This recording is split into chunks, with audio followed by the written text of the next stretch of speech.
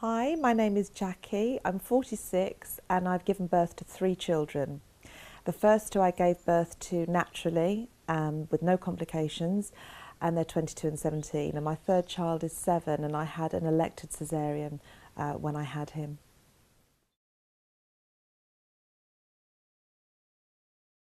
Having had both, I can compare both. I think for me, I found it quite a traumatic experience.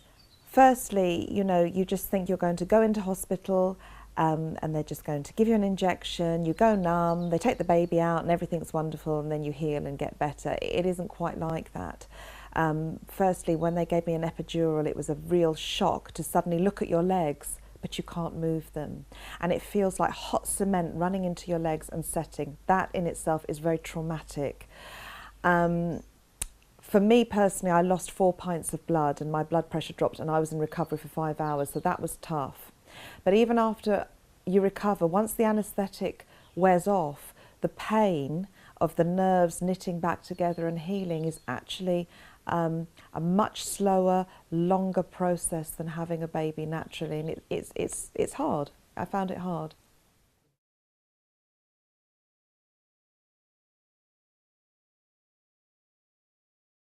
I would say don't just listen to the good stories.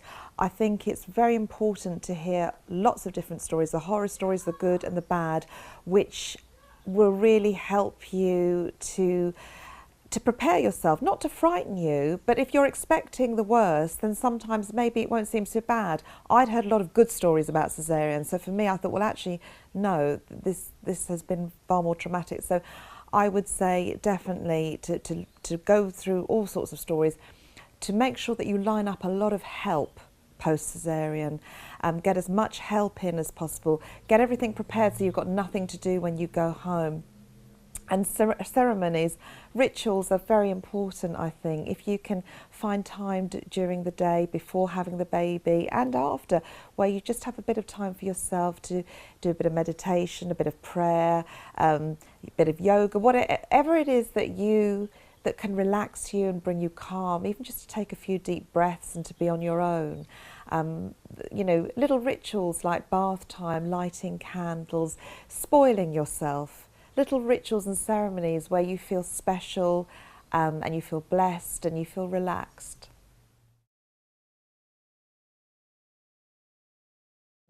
Before the operation, if it's an elected and she knows that that's what she's having done, how I would prepare is to make sure that she's fully informed about everything. And I think the months leading up to the caesarean, to find a good yoga class where she can be with other women and share experiences and talk, especially if there are other women who are going to have caesareans as well. And I think having that time each day where she does a little bit of yoga, a bit of meditation, and finds her space, that's very important, because I think when I had my caesarean, I didn't have yoga, and I think it would have greatly helped me because I found yoga and I had a miscarriage afterwards, and yoga really helped me to recover and helped me to prepare emotionally and not just physically, but the emotional and the mental strain. But certainly coming up to the caesarean, make sure that all her jobs are done, make sure she's got the food in the cupboard, friends are coming round to help, and just be ready for having a long rest afterwards. Take plenty of rest before the caesarean as well. Lots of sleep, lots of long deep breathing, because you're going to need that extra energy after the baby arrives and for the recovery.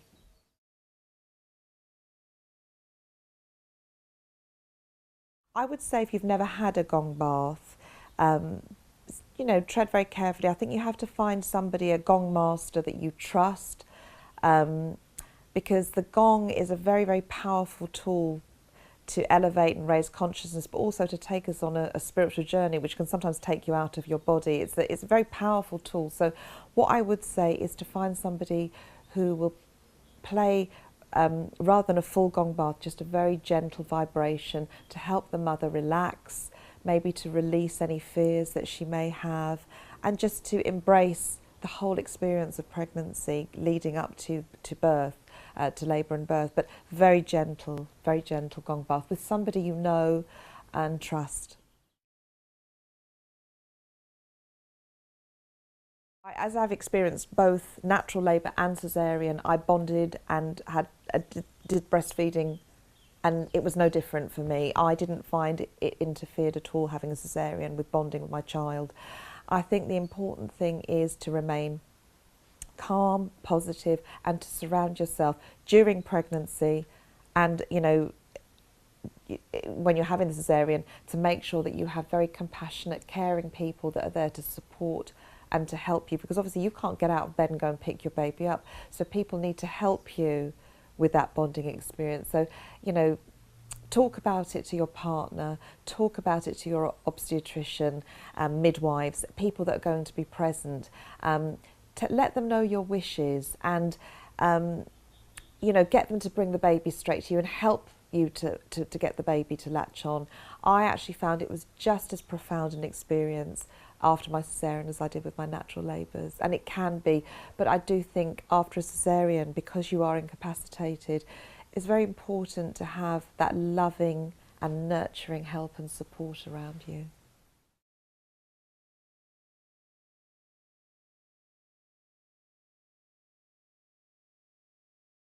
I think as soon as you find out that you're pregnant, if you don't practice yoga, I think it's very important to find a good class. Firstly, you get to bond with other women in the same position as you. But yoga really helps. Yoga means union. So it really helps you to find that union with self, with your unborn child, with your partner, with everything around you. And when you feel at one and at peace, it makes everything so much easier. Physically, it's a wonderful form of exercise anyway, and you're opening up, and all your centres, you're stretching, you're helping your circulation, you're opening the lungs, you know, so the breathing, because when the baby grows, the lungs become compressed, so you're helping with the circulatory system, you're helping balance the endocrine system, you're helping strengthen the nervous system, which is so important, especially at this time, because, you know, your nerves are going to be stretched, particularly after the baby's born. So it really helps bring you to that place of calm, where you can deal with things in a much more positive and calm way. So yoga helps you to feel at one with everything, firstly. Socially, it's wonderful. Physical exercise, you're getting all the physical exercise that you need to keep you fit and healthy during your pregnancy, balances and strengthens all of your systems. And then leading up to the labour, I found, I didn't realise, I hadn't discovered yoga, but I did exercises that I'd sort of found. I now know they were yogic exercises, which I believe helped me prepare for labour, strengthen areas, you know, particularly pelvic floor exercises, you know, strengthening areas that you need to. You've got a heavy weight sitting on your pelvis, so you need, you know, you've got a lot of recovery afterwards. Firstly, you know, it will help you during the pregnancy. It certainly will prepare you far better for labour. When I'm going out of the caesarean, I talk about natural labour. I had no pain relief with my first two children, and I firmly believe that's because I used a yogic breath instead of taking pain relief, and it got me through. So it prepares you better for labour. It stretches, you know, releases the pelvis, so that makes things a lot easier.